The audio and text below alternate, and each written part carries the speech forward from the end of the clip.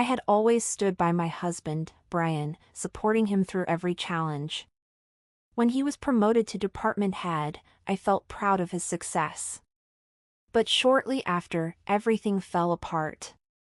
He left me for my best friend, abandoning me and the child we had raised together. It was a betrayal that cut deep, and I was shattered, feeling utterly alone.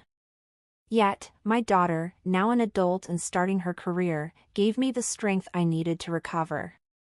With time, I moved forward, determined to rebuild my life. 2 years later, I unexpectedly crossed paths with them in the city. My former best friend sneered when she saw the man beside me, a man who looked poor and old. "A suit like that suits you well," she said smugly. I smiled calmly, replying, "Good to see you. Don't you recognize me?" She looked confused. My ex-husband, Brian, rushed over in panic, but I turned to face them both, saying, "Allow me to introduce myself properly. My name is Sarah. Until 2 years ago, I was Sarah Ingram. 2 years ago, my husband, Matt, the man I married at 24 after a whirlwind romance, asked me for a divorce. It came just after he had been promoted to department head. I had met Matt when I was a new hire, fresh out of college, and he was my senior colleague and mentor. When I discovered I was pregnant, we made the decision to marry. I left my job to focus on our daughter, Emma, who is now 22 and thriving in her career. I had thought that, with Emma grown, Matt and I would finally have more time for each other. But my hopes were shattered the day he came home looking distant. I had prepared a special dinner to celebrate his promotion, but when he sat down, he avoided my gaze. "We need to talk," he said gravely. My heart sank, but I tried to stay hopeful. Maybe he wanted to discuss our future now that his career was stable. I thought he might thank me for supporting him all those years, or even surprise me with vacation plans. Instead, his words struck me like a blow. "I want a divorce. I've fallen in love with someone else." I was stunned. For years, I had supported him, raising Emma largely on my own while he chased his career. I believed him every time he said he was busy with work events. I had no inkling of his betrayal. My life had revolved around our family, and I thought I could trust his gratitude and loyalty. But instead, Matt left me for my best friend. I was devastated, heartbroken, and alone. But it was Emma's strength that kept me going. Her determination inspired me to rebuild. And 2 years later, as I stood in front of Matt and my former best friend, I felt only calm. The man beside me, a kind and supportive partner, smiled as I introduced myself.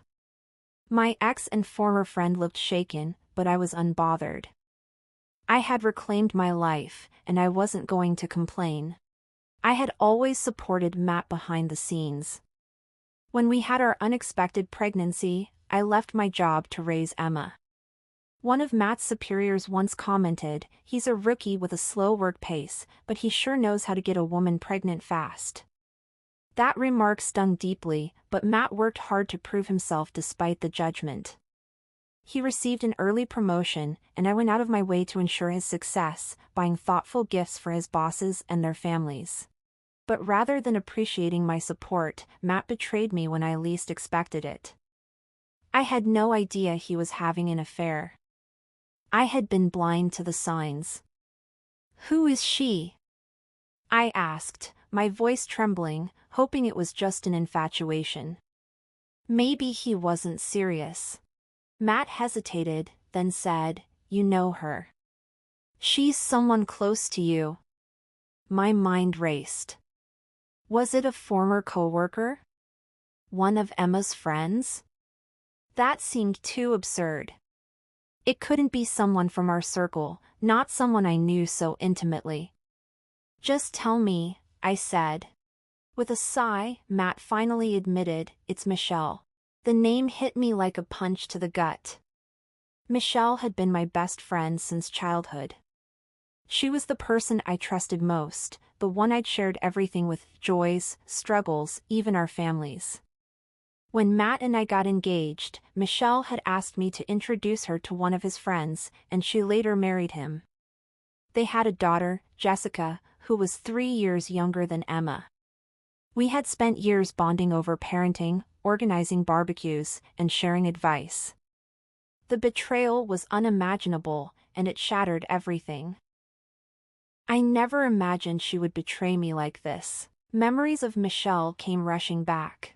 I recalled a time when I was sorting through some of Emma's old clothes, holding on to them as keepsakes. Michelle had joked, "Holding on to things like this? That's a sign of a toxic parent. It's just stuff. Sarah, you need to let go or you'll end up being that kind of mom." Her words had stung, but I took them to heart and tried to be less sentimental. Later, I gave Michelle some of Emma's old clothes and toys as hand-me-downs, but I struggled to part with one thing, Emma's preschool uniform. It held too many memories of her first year at school, and I couldn't bring myself to let it go. I lied to Michelle, telling her I might need it for another child, and asked her to return it once Jessica was done with it. Michelle's marriage didn't last, and by the time Jessica started kindergarten, she and her husband had divorced. When Michelle handed me back the preschool uniform, I was relieved to have it again, even though it was worn and patched. But her words stung. "Must be nice to be a housewife. Huh, Sarah? I'm still dating, but as a single parent, I can't give Jessica a sibling." At the time, Michelle hadn't shared the details of her marital struggles. I empathized with her, but I was also dealing with my own disappointments. I had wanted a second child, but Matt's long hours and lack of interest made that impossible, and I let go of that dream. I felt, in some ways, I was better off than Michelle, but hearing Matt's name from her lips, the betrayal, it was unbearable. Michelle, the woman who once accused me of still dating my own husband, had stolen him from me. "The guy you introduced me to left me for another woman," she had bitterly said. I hadn't denied it then. I had only smiled sympathetically. I never imagined she would do the same to me. Michelle picked a fight with me not long after her divorce. It all started because she asked me to introduce her to someone I barely knew, her now ex-husband. When I first met him, Michelle was immediately drawn to his looks and made it her mission to pursue him. I had advised her to take things slow, to really get to know him, but she didn't listen. Later, when her marriage fell apart, she blamed me. I was confused but sympathetic, recognizing she needed a friend. After her divorce, I tried to support her and her daughter, Jessica, however I could. I even registered as Jessica's emergency contact at daycare, so if Jessica got sick and Michelle couldn't leave work, I'd pick her up, take her to the doctor, and care for her until Michelle was free. I adjusted my part-time work schedule to be there for Jessica when she started middle school. Life moved on, and over the next 9 years, Michelle and I saw less of each other. Though we didn't meet as often as we had when our daughters were young, I still considered her my best friend. Then, one day, Matt's unexpected words shattered that illusion. "I want a divorce. I'm in love with Michelle." It hit me like a ton of bricks. I tried to laugh it off, thinking it was some kind of joke. "You're kidding, right? Michelle is my best friend." But Matt's expression was serious. "I know she's your best friend, but I've fallen for her. I can't help how I feel." I stared at him, stunned. How could this be real? How could a 49-year-old man with a 22-year-old daughter speak so childishly? I was desperate for clarity, so I called Michelle.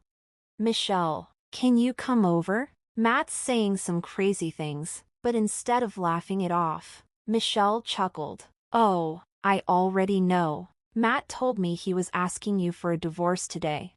My heart sank. "You knew?" She sounded cheerful, almost gleeful. "Yes, Sarah. I'm sorry, but Matt's in love with me now. He wants to divorce you and marry me."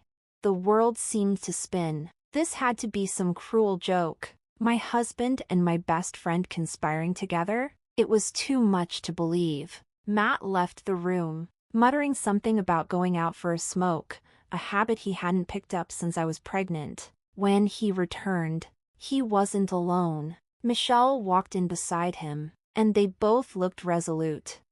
"Sarah, I'm really sorry," Matt began, "but we've confirmed our feelings for each other. Michelle is the right partner for me now." Despite her words of apology, Michelle's smirk was unmistakable. I couldn't help but snap. "Didn't you already have a boyfriend, Michelle? You always did, even after your divorce. Some of them even supported you financially." Her expression hardened. "Sarah, don't bring that up in front of Matt. Those boyfriends were just temporary. The truth is, I've always loved Matt."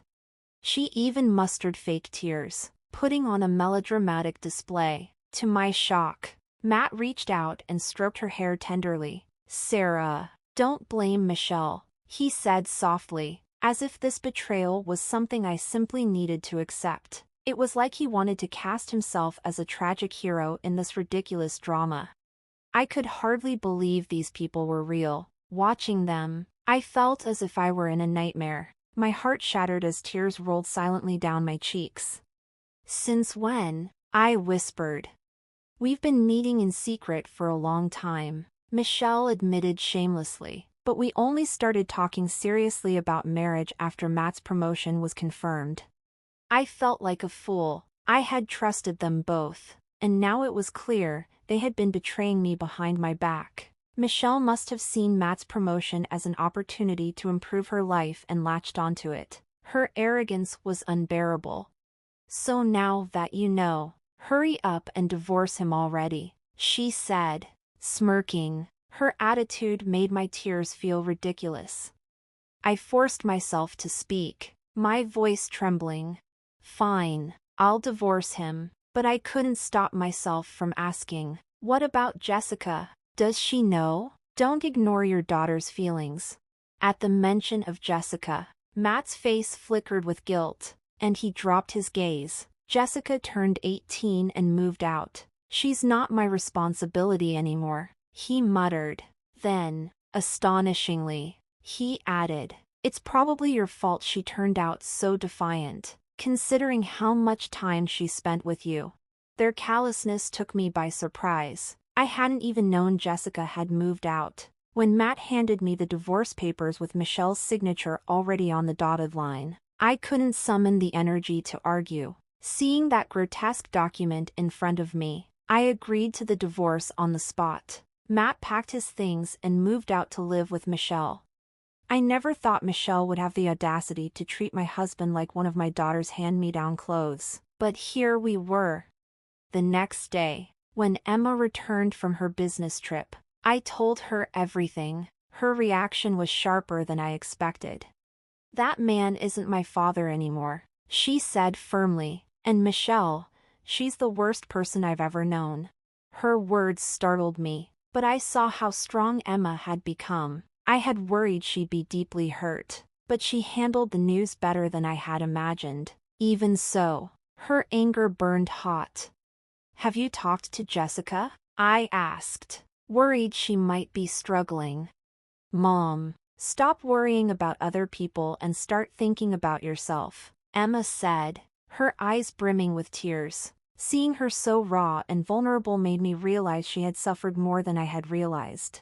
I hugged her, something we hadn't done in years. I vowed to be a better parent, someone Emma could truly be proud of.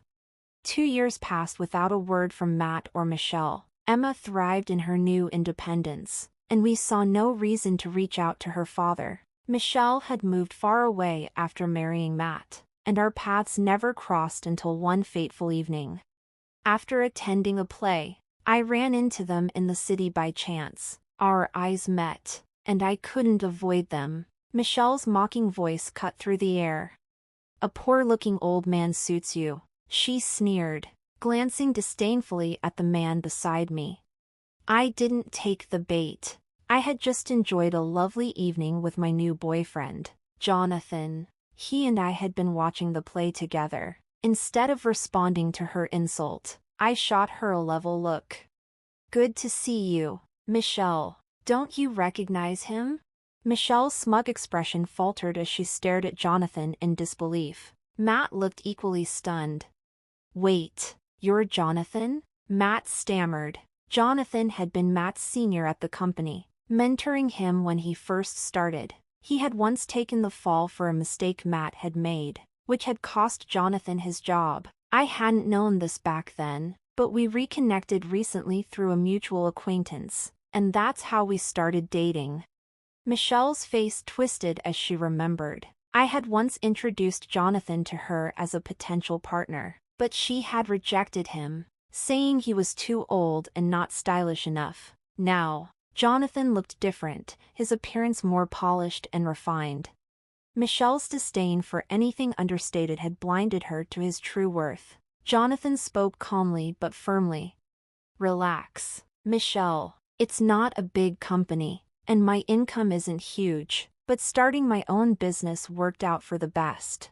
Michelle's eyes widened in horror. He's a CEO? She blurted, her crassness on full display. If I'd known that, I wouldn't have married Matt. He's so cheap. Her outburst only made me pity her more. Jonathan, ever composed, simply shrugged. It's not about titles, Michelle. It's about character. Just then, I noticed Emma and Jessica standing nearby. Having overheard the scene, guilt tugged at me. They shouldn't have had to witness this embarrassment. Yet their expressions were resolute. Still relying on men after all these years, Emma said, her voice cutting through the air like a blade. When will you ever learn? Michelle turned, startled, and suddenly adopted a parental tone. Jessica, Emma, how have you been? But their daughters weren't buying it. Jessica, standing tall, spoke with quiet strength. I loved you once, Mom, but after the divorce, you moved us around and dated random men. It made me uncomfortable and ashamed. I used to wish Miss Sarah was my mom. Her words pierced my heart. I hugged Jessica tightly, feeling a bond stronger than ever before.